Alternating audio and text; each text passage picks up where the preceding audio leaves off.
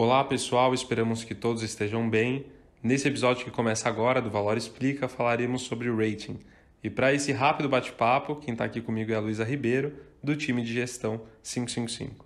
Lu, afinal de contas, o que é o rating e para que ele serve?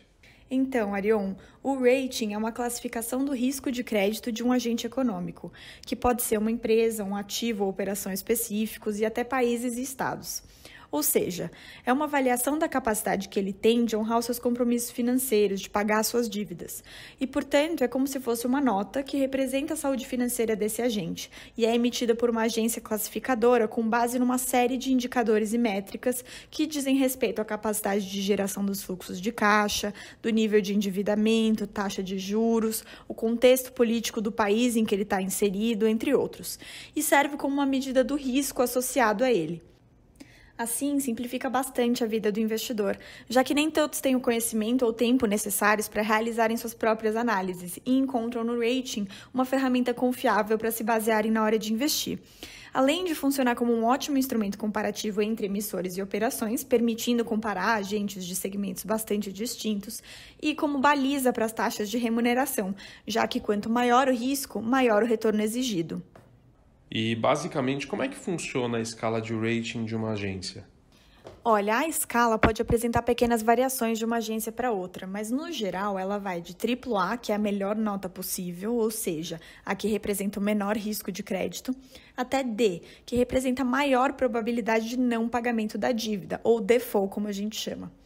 E essa escala anda em pequenos degraus, de forma que a progressão, ou regressão, na verdade, da melhor para o pior seria AAA para AA+, AA-, A e assim por diante. E essa escala pode ser subdividida em dois grandes grupos. Então, você tem o investment grade, ou grau de investimento, que são os mais seguros, e que pode ser subdividido entre grau elevado, que vai de AAA até AA-, e grau intermediário, que vai de A+ a BBB-, e o segundo grupo, que é aquele considerado mais arriscado, que são os non-investment grade, que também pode ser subdividido entre grau especulativo, que vai de BB+ a B-, e default, que vai de CC+ a D. E para vocês, Lu, qual que é a importância de um rating em um papel?